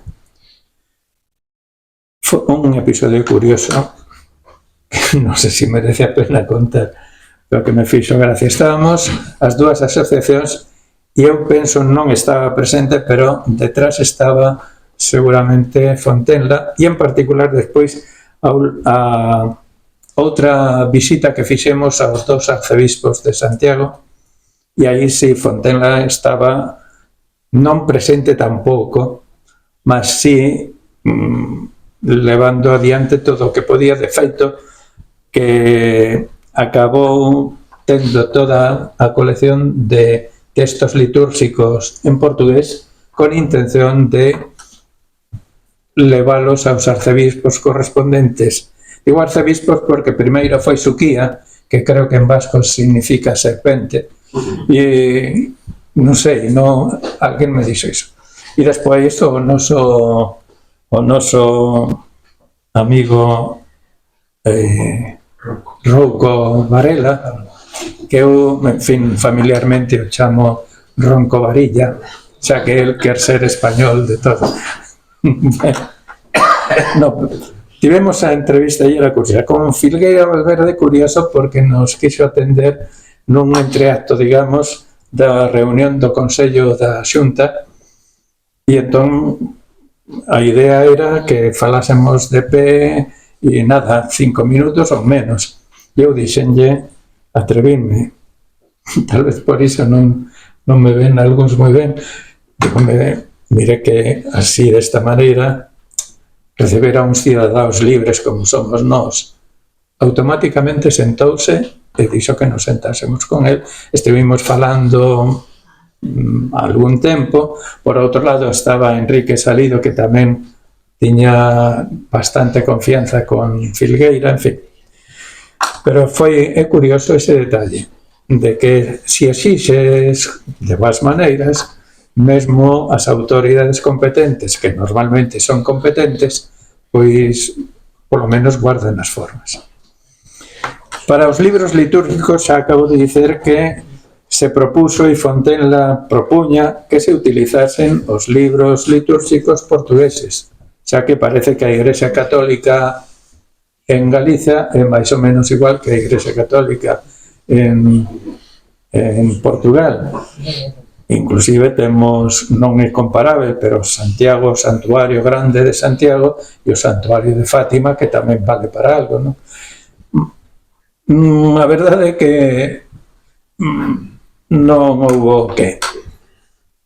De feito, eu preguntei o noso amigo mira que se me vai de Rouco Varela, dixo, eu teño moito trato co arcebispo de Braga, e eu pregunteille, e en que se entenden? En latín? No. Parece que o arcebispo de Braga falaba portugués e o Rouco castellano. O lógico é que falase en portugués. Quedan 10 minutos. Creo que acabo xa, porque creo que estou por xa acabando. Bueno, xa digo, penso que Fontenla non fixo parte destas reunións ou outro tipo de entrevistas con tamén outras persoas, aínda que creo que levou a primeira fundamental proposta de que, en particular, os libros litúrgicos fosen os mesmos que os portugueses, dando por sentado que os párrocos galegos serían capaces de ler portugués a galega. Si, son temas que comentamos el e eu e outros. Ahora, el, sobre todo nalgúnas dos seus telefonemas eternos que tivemos, algunhas veces dándonos a razón un ou outro, eu sempre lle daba a razón que podía, e outras veces con algunha discusión curiosa, como foi aquel outro momento en que nas publicacións de irmandades, do ensino, en fin, todas esas publicacións, hubo un momento de excitación porque comezou utilizándose a norma GAL, non acabou de utilizarse de todo o portugués porque hubo un intermedio en que se utilizaron casi unha especie de consenso ou reunión das dúas normas. Aparecía o tilde na salación nalgúnas ocasións que non eran necesarias se era norma GAL, e en outras ocasións pois non aparecía tal tilde de nasalación. O que si foi importante, creo, a actividade de Fontenla nas xornadas do ensino. E nas xornadas do ensino, desde que a SPG pasou a ser reintegracionista, sendo presidente Suso Torres e secretario o noso saudoso Paz. De feito, Paz narrou bastantes destas historias en que Fontenla estivo nun artigo publicado no Boletín da Academia Galega da Lingua Portuguesa en 2018, que podedes ler, está na rede, non sei se está ou non está, que outro de algún. Bueno, o que si é interesante esa historia que creo que a Academia Galega da Lingua Portuguesa debería tomar e publicar en libro xunto con outros textos de Xosé Paz. Fontenla sempre estivo nestas liortas e non, aparentemente non aparecía, excepto cando íamos a Portugal. En Portugal sí, pero aquí prefería que outros, eu entendín así, que outros désemos a cara, creo que a demos.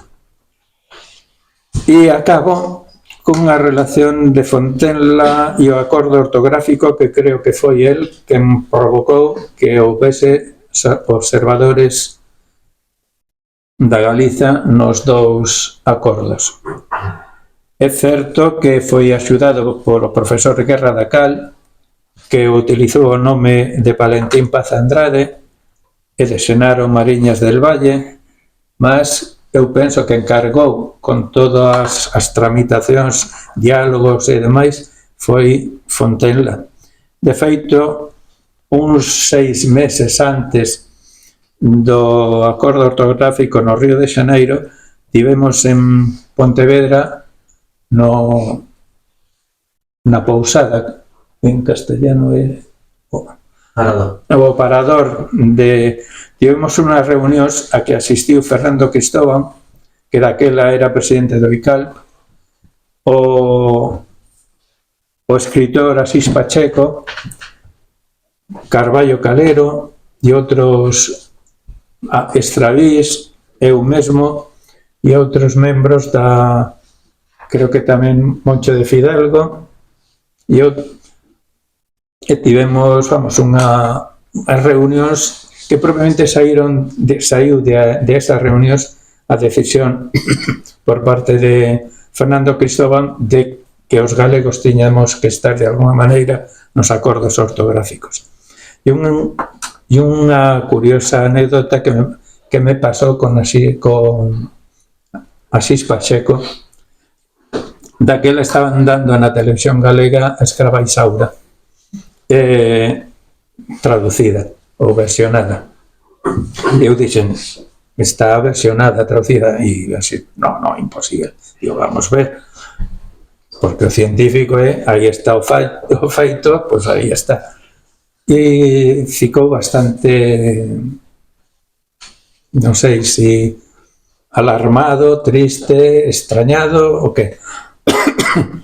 Porque ese brasileiro podía ser entendido como nas telenovelas venezolanas tamén se entende o castellano.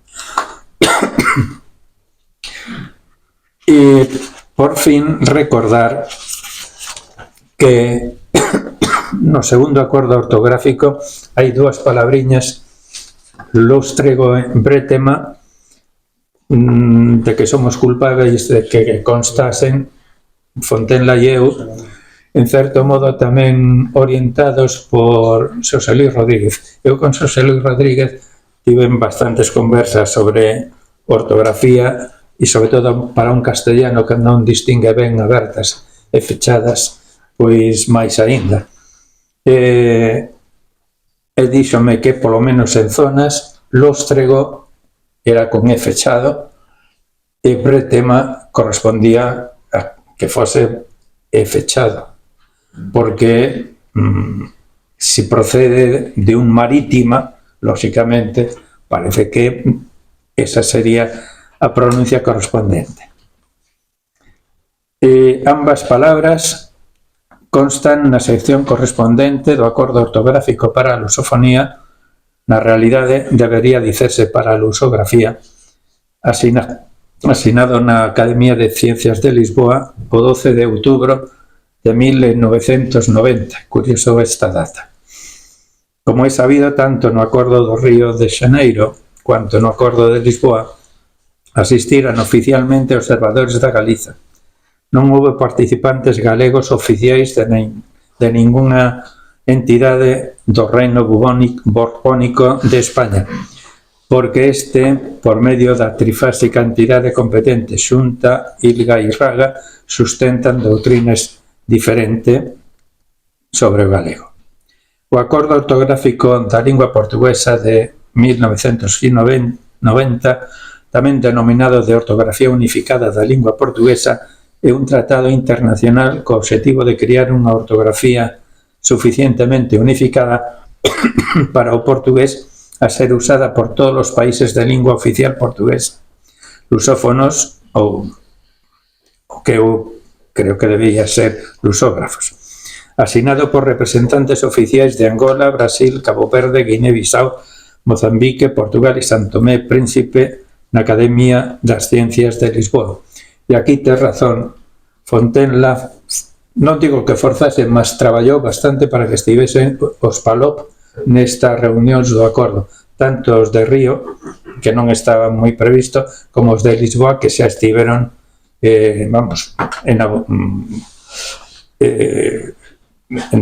con todo dereito e ademais xa admitidos sin problemas.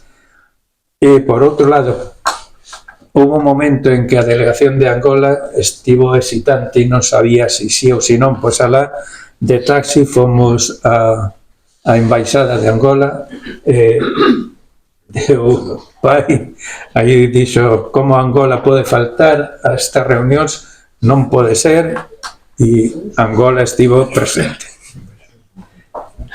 De Angola había don Filipe en representante, Silvino Pinazao, de Brasil Antonio Weiss e Nélida Piñón, coa que tivemos, por certo, unha comida de traballo que en certo modo non valeu para moito.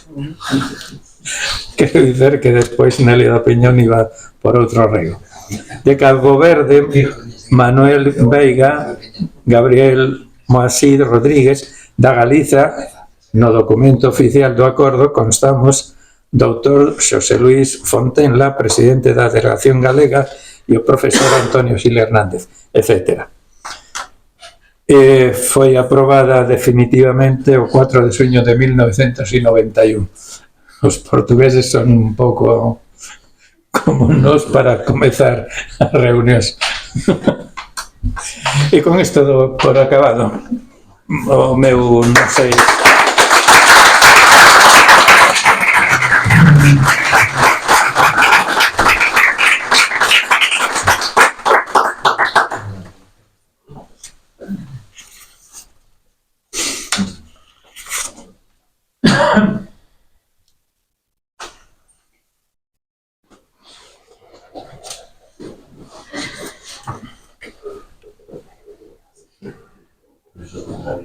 Queres que tires ti máis? Non. Non sei o que é.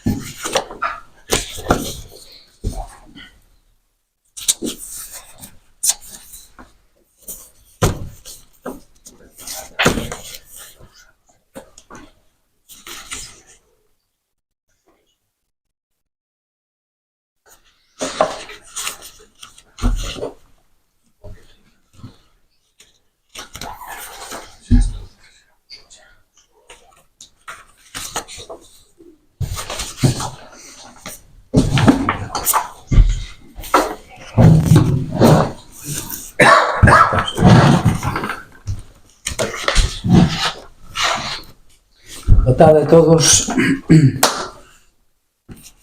Obrigados aos dous oradores precedentes. Teño que pedir disculpas porque a miña afonía non me vai permitir, se callar, terminar de ler o texto. Há 3 días non conseguía facilme entender e hoxe xa estou un pouco mellor, mas tamén unha garantía de chegar ao final. É unha honra e unha responsabilidade estar aquí para falar de unha das persoas, como se ten dito, dos suxeitos elípticos, máis elípticos e máis importantes da segunda metade do século XX da Galiza. Penso que non exagero, porque é precisamente o esforzo en ocultar a súa figura o que revela a súa importancia.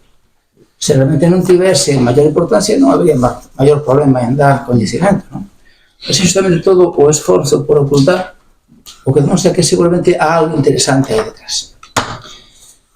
Recibí con moito agrado e igual preocupación a encomenda de presentar e recapitular neste día da Academia dedicado ao autor Xosé Luis Fontean Rodríguez as publicacións das Irmandades da Fala. A tarefa semella ser fácil para quen vos fala, dado que ten participado parcialmente nesa tarefa editorial. Porén, é iso mesmo, a proximidade, o que torna máis difícil unha avaliación e ponderación sen caer no louvor excesivo ou a crítica desmedida. Un estudo completo precisa de ponderar o traballo realizado, considerando o contexto desa etapa histórica da nosa cultura, as circunstancias políticas e os movimentos asociativos que a precederan e sustentaran ese proxecto. Porque há asociativismo antes e há depois das Irmandades da Fala. Naturalmente, estas publicacións resultan inseparáveis da propia personalidade de Fontenla, da súa longa experiencia, proverbial capacidade de traballo e de organización. Para unha análise máis apurada, é precisa e necesaria unha dedicación e un tempo moito maior do que dispoña. Unha produción tan vasta precisa que unha persoa con máis coñecemento e máis fólegos. Mesmo así, vou tentar cumprir a encomenda que me foi feita. Os títulos das revistas, que máis ben podemos denominar liñas editoriais, abranxen 16 anos, que van do ano 85 a 2001. É unha baliza discutível, mas vamos ficar por aí neste momento. A revista do ensino, a máis antiga e máis divulgada aos medios académicos, de 85 a 88. A revista Temas do Ensino, que en 86 toma o subtítulo de Lingüística, Sociolingüística e Literatura Galaico e Luso-Brasileira Africana, de expresión portuguesa, que finaliza no ano 94. A revista Nós, de temática variada, foi probablemente a maior suceso, publicada de 86 a 2000. E Cadernos do Pobo, orientada a análise literaria e publicacións de autores por coleccións, teatro, ensaio e poesía do ano 86 a 2001. Há ainda outra serie de publicacións inéditos, normalmente de poesía, impresas en fotocopiadora ou multicopista, como había antes, sen título específico ou algunhas veces xa con un título máis propositado, que corresponden a momentos de dificultades ou simplemente ao desexo de informalidade para unha maior liberdade expresiva ou maior rapidez. Se colocamos unha baliza de inicio en 85 como número 11-13 da revista O Ensino, alguén pode preguntar onde están os números 0 a 10. Estes corresponden á primeira etapa da Asociación Sociopedagóxica Galega, da cual comentou aquí Antonio Gil, nacido no contexto dos movimentos da renovación pedagóxica da década de 70. No 81 produce un desencontro entre sectores reintegracionistas e os partidarios manter a ortografía castellana e a concesión do galego como lingua minoritaria cuadriprovincial. Ou dito máis claramente, polo incumprimento dos acordos de avanzar en dirección á ortografía tradicional do galego, o que implicaba unha mudanza nos usos ortográficos da revista. Por tanto, os socios reintegracionistas criaran a Asociación Sociopedagóxica Galego-Portuguesa, en cuxa consolidación teve o papel determinante Xosé Paz Rodríguez, alén do propio Fontenla. Tamén nese ano é criada a Asociación Irmandades da Fala da Galicia e Portugal, na Galicia, en Pontevedra, non me quedaba continuidade ás Irmandades da Fala históricas. 10 anos máis tarde, e por exigencias da legislación vigorante, foi constituída no cartório integral de Braga a asociación do mesmo nome, Irmandades da Fala da Galicia e Portugal registradas en Braga. Facendo parte da dirección de Portugal estaban personalidades como Licinio Xaíño Pereira, vicerreitor da Universidade do Miño, María Rosa de Rocha Valente e Américo Líndez Adiogo, todos eles profesores desa universidade, E son estes dos últimos que tiveran un papel determinante na evolución das publicacións. As publicacións saían do prelo na imprensa Probóscis Xavier de Braga, onde Fontena se deslocaba con moita frecuencia, ás veces 2 e até 3 veces por semana, para rever textos, entregar orixinais, avanzar con ese traballo editorial. Nese lugar era habitualmente recibido polo señor Martins, que tiña antecedentes galegos. Tiña orden o señor Martins, ao mesmo tempo que os seus revisores, de corrixir os castellanismos que fosen detectados nos textos de autores e adaptalos ao portugués, nunha época, lembremos, previa á informática. Observemos que se trataba de composición, non había ficheiros informáticos, era outra cousa. A colección Cadernos do Pobo, como indiquei, subdivídese en 3 liñas, en teatro, ensaio e poesía. Se fixermos unha contaxe, veremos que o maior número de títulos corresponde a un só autor, Américo Antonio Lindesa Diogo, 21 títulos como autor de ensaios e 4 en coautoría. Trátase de publicacións que van dos anos 95 a 2001, saídos de diversos prelos, só un deles impreso na Probóscis Xavier, sob o título Literatura e Heteronimía sobre Fernando Pessoa. Este texto é o premio de ensaio da Asociación Portuguesa de Escritores do ano 90. O texto saído do prelo no ano 92. O resto da súa autoría do Américo corresponde á Gráfica de Amares, a Ángelos Novos e principalmente á Asociación Portuguesa de Pais de Amigos do Cidadão Deficiente Mental. Todo iso, até onde temos coñecemento, pasouse en circulación nas librerías galegas. Esta colección, Cadernos do Pobo, de alta cualidade na análise literaria, apresenta estudos parciais da obra de diversos autores como Oliveira Martins, Clarice Lispector, Almeida Garret, Esa de Queiroz, Sá de Miranda, Guerra Xunqueiro, Alexandre Esculano, Alberto Helder, Nomi Xúdice e até se atreveu coa obra de Vasco Graça Moura, que naquela época estaba perfectamente activo. Trouxe tamén a Américo Diogo a actualidade o Auto da Feira, un libro de 540 páxinas de leitura e leituras de cantigas de escarnio e maldicer, e a antoloxía breve ensaio sobre a lírica galego-portuguesa, intitulada moito especificamente, moito claramente, do que foi sendo, do que posa ser. Nesta colección Cadernos do Pobo destacan tamén títulos e autores de poesía como Poemas de París e outros poemas de Fontena e Baralla de Soños de Madeleine Caeiro, que máis tarde pasou a chamarse Antonio Gil. Contudo, o ano maravilloso da colección Cadernos do Pobo, poesía, é sen dúbida o ano 90 con os seguintes títulos: Libro do Camiño de Ángel Obrea, A Palabra no Ar de Yolanda Aldrei, O Silencio Nós de Carlos Durán, Cartas de Amor de Lopito Feixóo, que na altura era o xefe da policía de Luanda, As Figuras de Estilo e outras figuras de Pies Laranxeira, Recado de Eva de María de Lourdes Hortas, Luces Espírito, esta vez sí, asinado por Antonio Gil, Sememas, Antología Poética de Xoán Padrón, pseudónimo de Fontela, Canto a Memoria de Emi Alguén, María Rosa da Rocha Valente, profesora antes citada da Universidade do Miño, da cual recomendo ler na página 29 un magnífico, un excelso poema que eu sempre adorei, que se intitula Non me pesas poesía. No espazo do teatro temos Ítaca, traxedia nun acto único europeo en 6 escenas, coa morte de Shakespeare antes da traxedia ser traxedia. Persoas de C, Ida Knock, Mr. Pickwick, outra personaxe da obra de teu pai, O Tempo de Pedra, de Xoán Padrón Fontela. O título O fenómeno literario nos países lusófonos explica a orientación dos volumes desta colección. Así, nos anos 87, 89 e 90, avanza neste título. En 91 publicase Lopito Feixóo Poesía angolana de amor dos anos 80, breve antoloxía. En 92, unha antoloxía, neste caso, de Santo Tomé e Príncipe, por dos poetas e prosadores de Santo Tomé e Príncipe. Séguese en 93-94 un volume de 260 páxinas de antoloxía de poesía lusófona de autores de varios países. Séguese en 96 unha iniciativa de todo ponto de vista imprescindível e que só con a Academia Galega tería continuidade: a publicación dos clásicos da Galiza. En 96 saiu Queixo nos Piñeiros, de Eduardo Pondal. En 99, Cantares galegos, de Soria de Castro, ao cuidado de Ángel Obrea.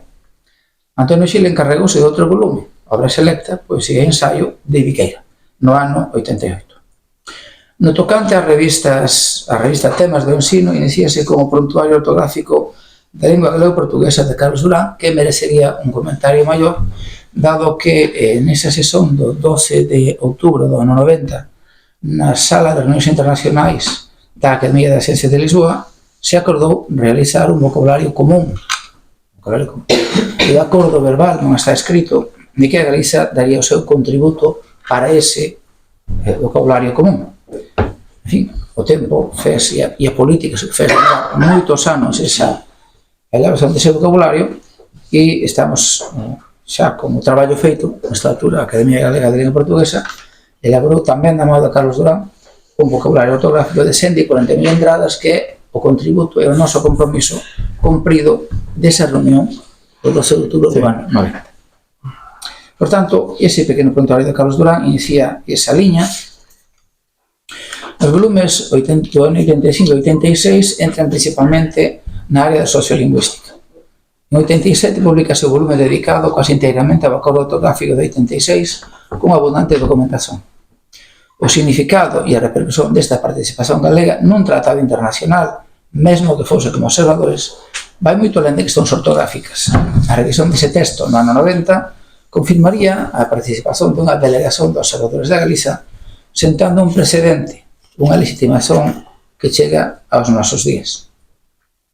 A candidatura da Galiza a observadora social da Comunidade dos Países de Lingua Portuguesa que esta Academia teve a honra de promover xunto das embaixadas e representacións diplomáticas basicamente nos anos 2017-2018, basicamente tiña este precedente como un argumento de peso.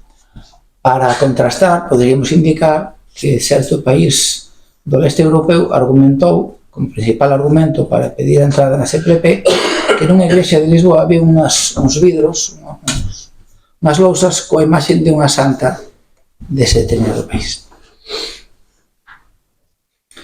No ano 88 e 89, os máis relevantes están dedicados ao conceito de lusofonía, dentro do apartado para unha política lingüística e cultural da lusofonía. O tema xa non tería lugar central nos discursos, novamente de Fontenla. Me parece que a orientación é sempre multipolar, non é nacionalista, non é estamos nós e explicamos aos outros como teñen que actuar, como teñen que facer. A orientación é sempre pluricéntrica, participando escritores e autores de varios países. No ano 90, como acontece coa revista Cadernos do Pobo, rexistra un volume que é, se non é definitorio, se é importante, se non é importante pola quantidade de artigos, se ten un ponto de atención importante. Xa foi citado anteriormente. O resurximento galego e esa lusofonía que ainda está pendente de un estudo máis aprofundado. Finaliza a colección Cadernos do Pobo co volume 7 a 9 que recolle os textos do Congreso Internacional da Lingua, Cultura e Literaturas Lusófonas de homenaxe ao profesor Guerra Dacar, realizado en Santiago en setembro de 94. Un encontro moito importante que teve repercusión internacional con reforzo no plano diplomático, considerando as mensaxes enviadas polo embaixador do Brasil en Lisboa, Xosé Aparecido de Oliveira, como saben, foi o principal promotor da creación da Comunidade dos Países de Lingua Portuguesa. E tamén do embaixador do Brasil na España, Luis Felipe de Seixas Correa, un evento en que participaran personalidades como os galegos Xenaro Mariñas del Valle, Antero Santalla, o portugués Santino Mota, o mexicano Luis Poloná, ou a santomense Inocencia Mata.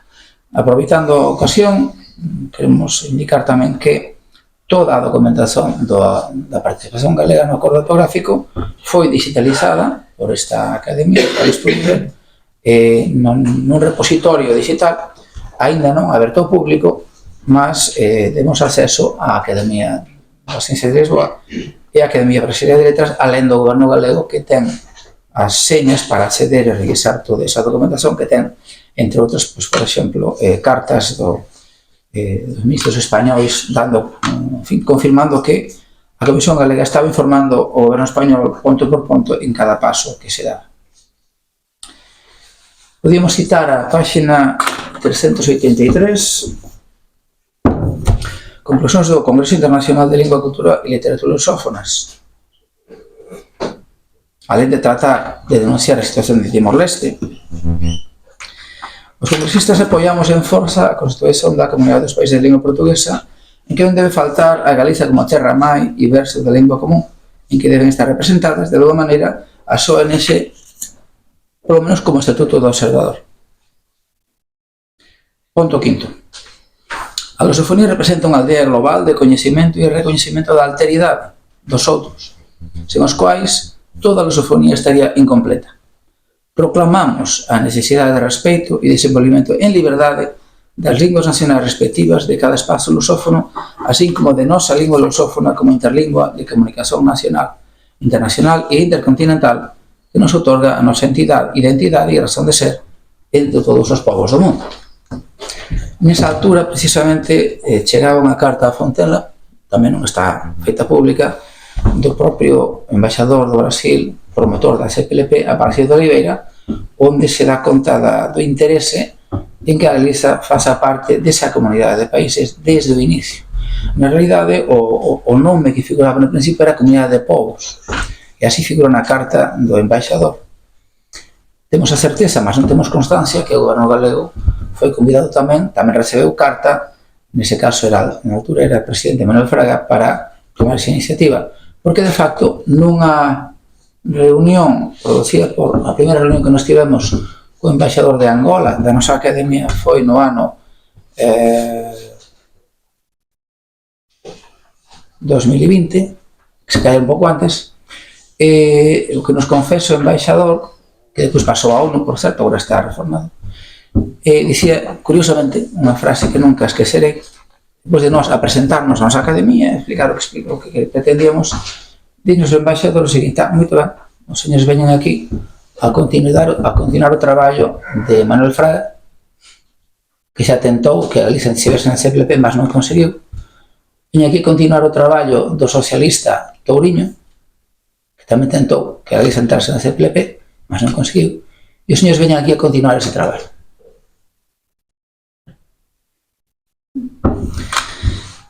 Ben, entretanto, en etapas de dificultades políticas ou económicas, entre 91 e 95, Fontela inicia unha colección quase artesanal titulada Colección de Persoa de Poesía 5 máis 2 igual a 8, que, por certo, continua a ser título de algo por aí. Penso que existe unha relación de actividade con financiamento da Gulbenkian, que ten algo a ver tamén con a numeración 5 máis 2 igual a 8. Penso que a Facultade de Filoloxía, especialmente o Grupo Galabre, ten algo a ver con iso. 10 anos da súa produción literaria, como temos comentado antes, inédita, desapareceu nun incendio. Lamentablemente, esa foi a noticia que nos deron, e queremos pensar que é así, que foi un incendio, pero que nunca chegaremos a coñecer completamente a obra propiamente de Fontela, especialmente poesía. Da obra completa de Fontela, por tanto, non se pode falar, falamos sempre de unha parte.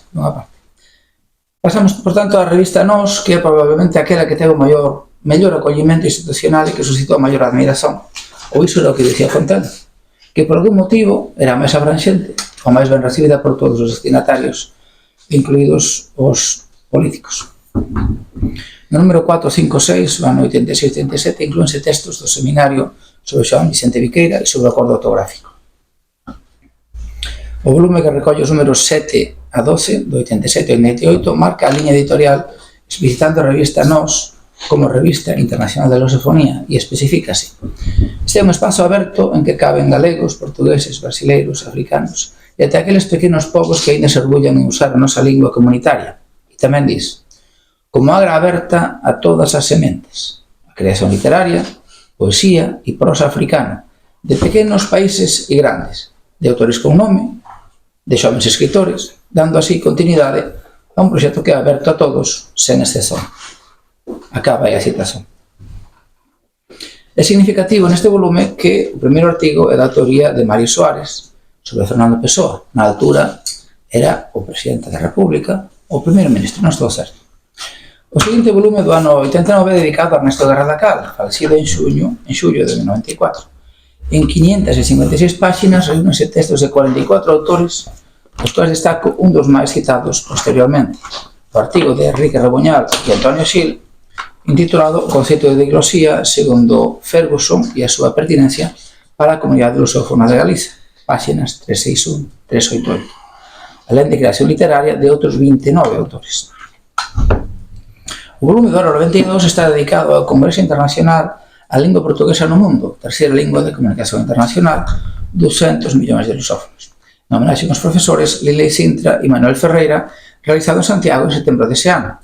A publicación inclui unha mensaxe do presidente da República, nese momento xa era presidente, Mario Soares. O volume da revista Nós do 94 recolle as actas do segundo Congreso Internacional de Literaturas Lusófonas realizado na Facultade de Ciencias Económicas en setembro do 93. O volume do ano 95 recolle as actas do segundo Congreso Internacional de Literaturas Lusófonas en conmemoración do 5º centenario da Universidade de Santiago. A revista ten a súa última publicación no ano 99-2000, nese caso prácticamente dedicado a Fontela. Neste volume, volume do centenario do ano 95, son 579 páxinas de artigos que se inicia con o texto tal vez máis polémico de Fontela, o mito de Babel contra a desagregación da lingua portuguesa, en que describe dúas liñas discursivas e negativas, referindo o portuñol do Ilga e o portuñol da Gal. Estábamos no ano 2000, erro na cita, a cita é do ano da publicación do Nós do ano 2000. Cabe referir, por tanto, que en momentos de dificultades reais ou percibidas, porque a política ten momentos máis flácidos e momentos máis complexos, Fontela iniciou unha colección que poderíamos denominar de manual ou de outsider, en tamaño de A3, sob o título Colección de Poesía 5 más 2 igual a 7, ou a 8, aos 4 ventos. Así, un dos títulos reza a ansiedade da influencia, un poeta apresentase. Parece que finalmente todos eles foron recollidos nun volume de antoloxía de poesía lusófona dos Cadernos do Pobo dos anos 93-94, mas é preciso investigar. Para finalizar esta intervención, que pretende ser breve e como escolla persoal, escollería como un símbolo marcante das publicacións das Irmandades da Fala a obra colectiva Matria da Palabra, antoloxía de poetas galego-portugueses, Inquipetriber da Lusofonía, do ano 90. Non é a cantidade de poemas, é a intencionalidade e é o discurso implícito que permanece. Non é a singularidade, non é o particular, é o colectivo. O colectivo é o único importante por cima de personalismos, como dicía Fontela. As revistas que temos comentado foron un espazo en que pela primeira vez se aplicou o acordo ortográfico na Galiza. Unha aposta que parecía arriscada nesa altura e foi moito criticada e que o tempo acabou por validar como acertada. Foi tamén un espazo de formación na lingua que nos une, porque era exixido un esforzo adicional, un esforzo de corrección lexical e gramatical de todos os galegos que na maioría tivemos ou tiveran unha formación autodidacta. Reflétese aquí, durante 15 anos analizados, unha clara vontade de lingua e unha visión internacional dos problemas, fuxindo ao solipsismo das questões definidas en termos restritamente nacionais. Alguén ten que pensar no portugués no seu conxunto como lingua internacional e nas relacións con outras comunidades lingüísticas. Isto non é só unha questón de política lingüística, é unha questón de construción cultural, de construción da humanidade.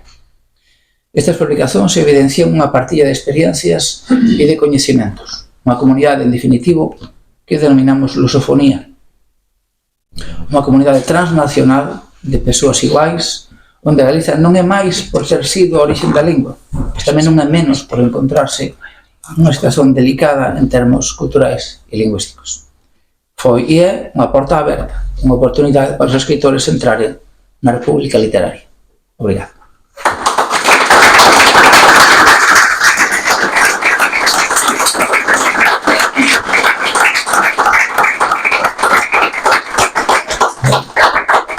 Continuamos. Ahora, claro, os poetas, os leitores de poesía e aqueles que entendan que Fontela pode ser ben recitado, pois teñen a palabra. Fica que este libro, vou ler un poema, se non vos parece mal, é-me alguén pseudónimo de María Rosa da Rosa Valente, que citei previamente.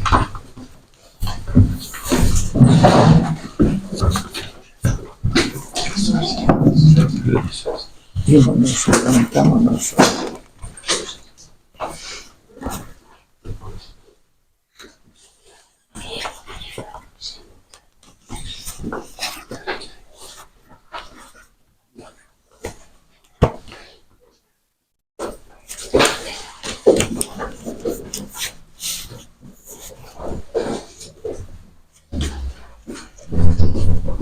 Inauguro eu. Sí, no sé cómo es. Lo estaba buscando, pero no estaba.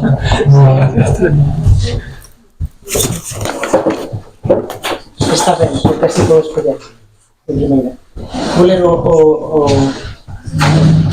poema de concurso esta pequena separata que terás que falar tú depois un poquinho máis tamén, porque foi el que escolleu os poemas, non fui eu.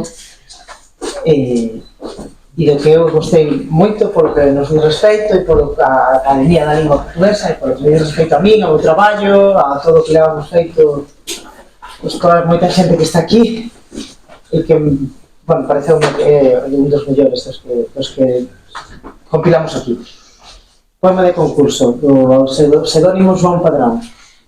Por adução, afastamos as cordas vocais, fazemos um movimento pelo que as cordas vocais se afastam uma de outra, e assim a glote respira, livremente, ou não tão livremente, palavras saudade, tempo e lamento.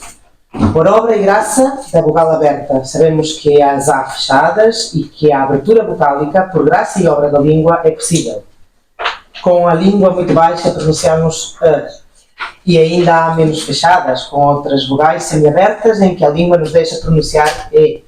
Por exemplo, tudo em vogais compactas que se devem pronunciar ou deveriam, por exemplo, livre e tranquilamente. Portugal, Galiza, lusofónicos, pois a glotofagia vocálica pode produzir indigestão. E não há bicarbonato que a cure. A vogal aberta, Portugal. Por abreviação de sintagma, podemos dizer vou para a FAC por faculdade. Tenho aulas de filo, por filologia, e até o M, a abreviação de sintagmas por siglas, Universidade do Minho, o M, ou quando o tempo está mau, ou ainda implítico entre palavras e silêncios, em frases no início e no acabamento ser, conversa, diálogo, epílogo, para matar o tempo, ir morrendo nós num rebento, a pouco e pouco, de saudades e tempo. A abreviação de sintagmas facilita a arrebentação e até a paixão de viver a cada momento. Lição para principiantes. O acento, amor, sim senhor, já sabes, permite valorizar uma unidade linguística superior ao fonema, sílaba, morfema, palavra, sintagma, frase. A. Os prostodemas. O acento de energia com função distintiva é móvel, como o tempo em rebento, sabes? Não é igual dúvida que duvida. Exceto para os filhos de Napoleão. Doido que doído. Débito que debito. O acento, o tom queixoso, amoroso, irônico, tônico e o acento gráfico, tão pornográfico.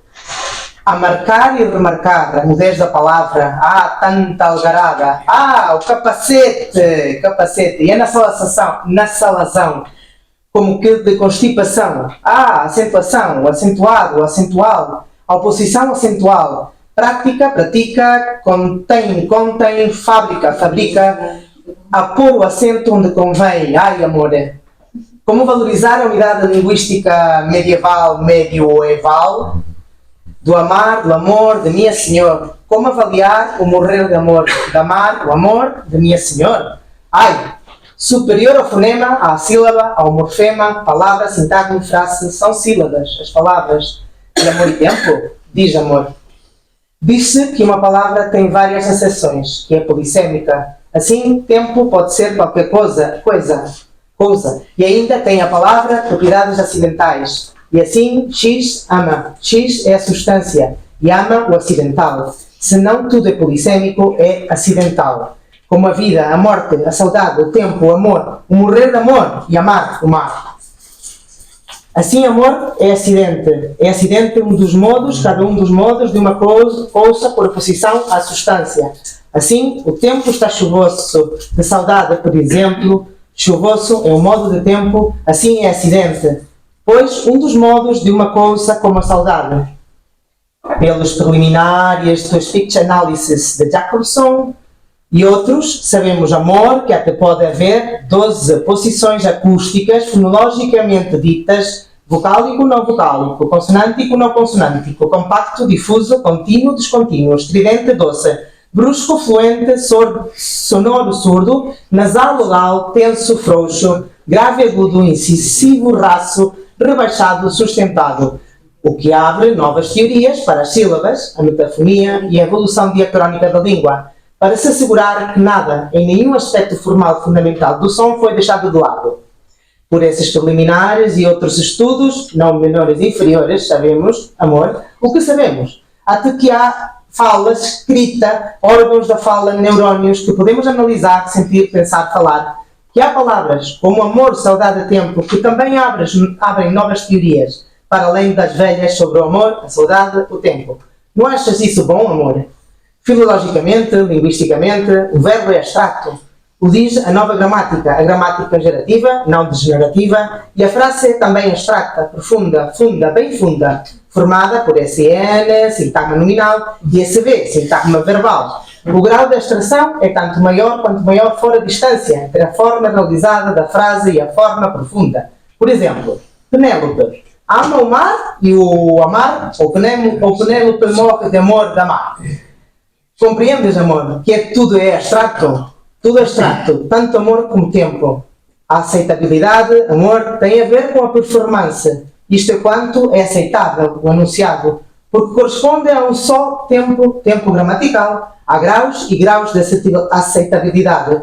Por exemplo, sem acentos, segundo o Acordo Ortográfico de 1986, ortografia racionalizada e simplificada como se lê pelo contexto. O homem ser doido ou doído e doido de amor e tempo. Doidamente doído ou doido em rebento. Há amor, graus e graus de aceitabilidade graças à linguística. Compreendes, amor? O homem, a saudade, o tempo, doido e doído, de amor, tempo, o mistério do homem é inteiramente. Uma primavera de palavras floridas, abrente de futuro, abrente do amanhã, futuro a ser filho do futuro, filhos do tempos. Enfim, graças à linguística, linguisticamente sabemos, amor, o indicativo presente, o infinitivo pessoal, o poema em verso, o poema em prosa, la morte, a morte da palavra, o peso do tempo, a negra sombra, a verde relva, morte, em indicativo presente infinito pessoal. Ici, la parole est violée avec la violence du temps, o olhar entre os muros, sur le plateau, le gel du sang, la mort, PC, como o tempo, ou la parole est violée, abrente de futuro sendo. Acabo, invento, amor, a memória. Concessão da matéria, divisões do tratado, ornatos difíceis. Escolha das palavras, amor, saudade, tempo. Reclino o meu silêncio no teu rosto e penso que me penso, um outro que não cessa em outros sendo.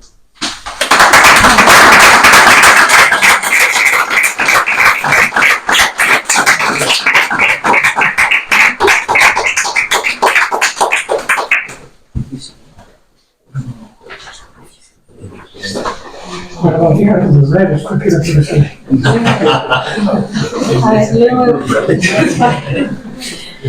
Eu non coñezo a obra poética de Fontela. De Fontela pai e de Fontela fillo. A miña non está público. E entón, agora, vou apañar o folleto, pois vin un breve. Eu non teño óculos para ver de longe, de certo e na borda, que xa é todo isto. E gostei dele, non me deu tempo para refletir moito nisto, mas vamos ver que tal. Moito ben, moito ben. É do seu pseudónimo João Padrón. Sentirse homem sombra nun soño. É a busca de ser libre.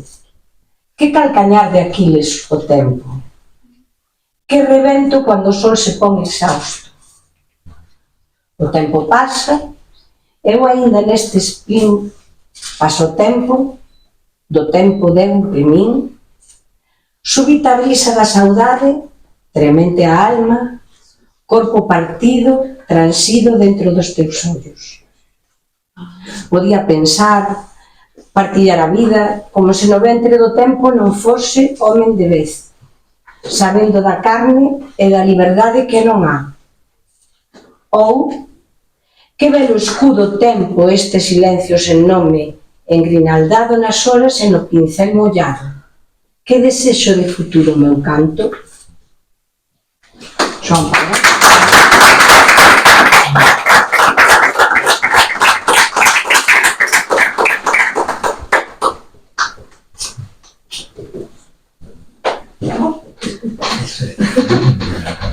Eu atopei un, pero a ver se vexo, porque está bien.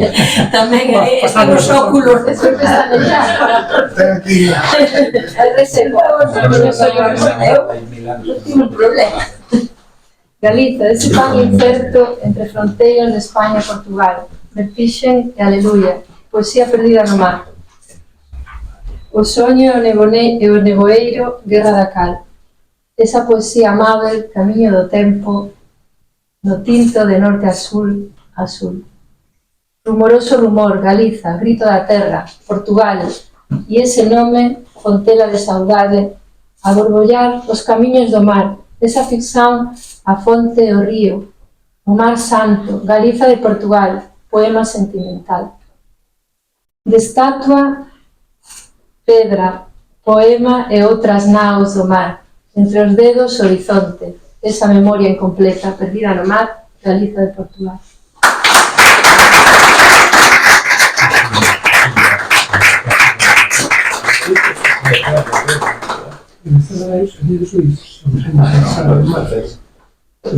Dice que estaba en Mentres algún pensa en ler máis, vou ler se teño aquí tres adhesións de persoas. De Xosé María Monterroso de Besa, que di desde Coruña mando saudazóns á familia do inesquecível Xosé Luis, do que guardo as mellores lembranzas. Lamento non poder asistir por razóns de saúde e efecto. Acaban de operar De cataratas. reoperado. Xosé Luis Rodríguez Fernández tamén Fontenla foi un adiantado ao seu tempo, fan indubitablemente parte de que cortouseme aquí. Bueno, tal que el di que adere totalmente. E Inés Andrade Pais diríxese a min, estimado Antonio Sil, felicito a XLP por máis dun aniversario. Foi con inmensa honra que recebí a Academia Galega da Lingua Portuguesa esa vosa admisión para candidata a Academia correspondente. É moito importante e tal. Non me sendo posible estar presente no acto no día 4 de outubro, veño a aliarme a esta homenaxe en memoria do académico de honra Xosé Luis Fontenla Rodríguez, expresando o meu apoio á iniciativa. Aplaudimos.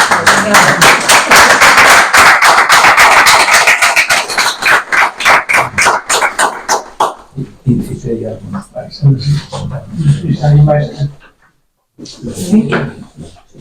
Sí. Para ser breve.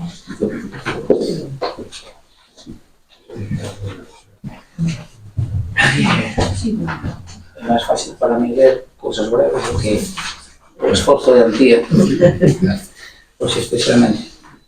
Exceptos. Contero. Que falsa paisaxe para os ollos. Ser, palabras, notes, words. Pregunten ao padrón. Pregunten como explode a carne humana en solidão. Solidão de ser, como simplesmente non se é. Pregunten o sentido de ser. Súa realidade florindo, sendo e non sendo, solidão ou saudade, texto só. O texto fica, le texte reste, fica o texto, reste de texte, solidão, silencio só de nós. As flores morren todos os días. Tempo de ninguén. Proclamación de saudades rotas. Tempo en memoria. Ollos de agua, xuntiño ao mar, cabo do mundo, de norte a sur. É fidelidade, lingua, fala, interpretación, terra. E o último. Pobo exilado de si mesmo. A viver a mesma terra, flor das flores, ventos e mares, lingua materna, fío de vida, saudade, a palabra certa, o lugar certo, abrentes e sois, vontade de ser, amar o descoñecido, ser uno, ser Galiza, de norte a sur, Portugal.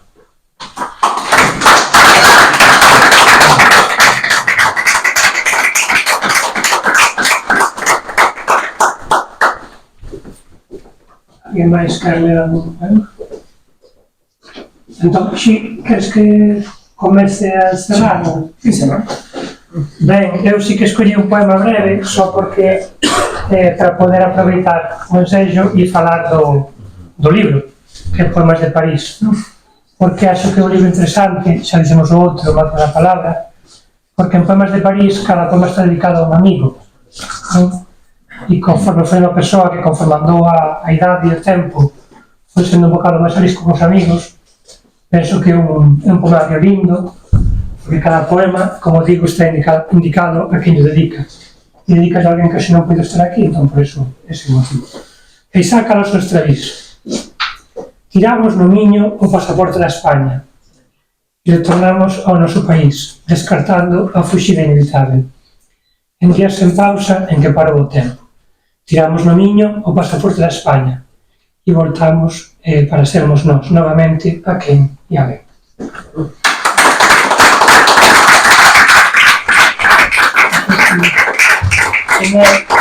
Eu non tiña pensado que tiña que cerrar o acto, se existe niso, mas entón pensei, se me obrigaren a facer iso, vou facer así un acto de aquí de prediscitación de mago e pronto, nada. Vou entregar á Academia a bandeira como se enterrou o meu avó e o meu pai.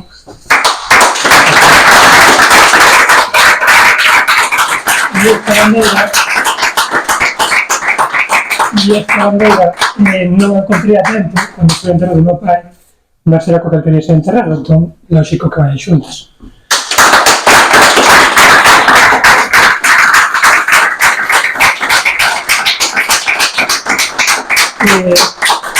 Penso que estando na biblioteca do meu pai e do meu avó aquí faz todo o sentido que tenen ali cualquier tipo de plana para serem colocadas as bandeiras.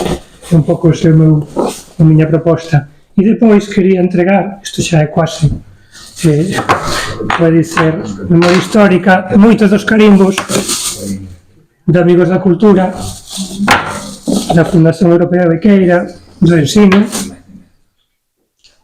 traveso, máis antigo, da colección 5+2 igual a 8, o carimbo de sinatura do meu pai, a Asociación Sociopedagóxica SPG, difusión dun libro, Amnistía Internacional da Galiza, a Fundación Europea de Bequeira, o tempo e o modo. E teño por aquí Amigos da Cultura, que el tiña de moito afecto. Pronto, ven nunha bolsa porque senón ficaría todo suxo. E depois hai aquí fotos e cousas que xa podemos entregar en privado. E tamén está por aquí a identificación fiscal das Semanas da Fala, que correspondía estar aquí na Academia, non? Pronto, aquí nas banderiñas de todos os países, xa sabéis que países serán e pois non, e o resto entrego xa, se non se esforzo que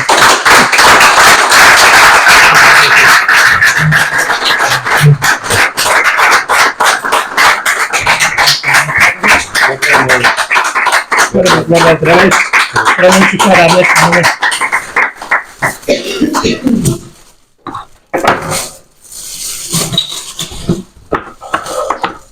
Opa, se ainda partimos agora. Resiste.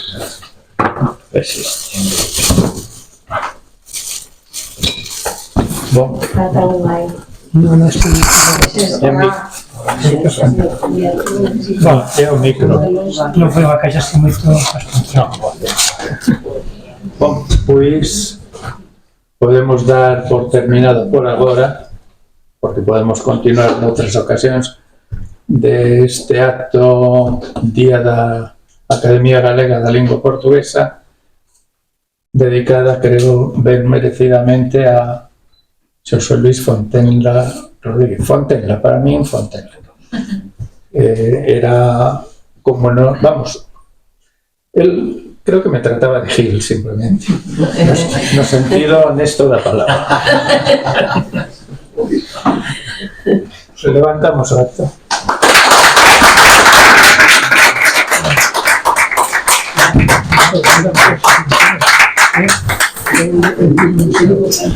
Sí, sí.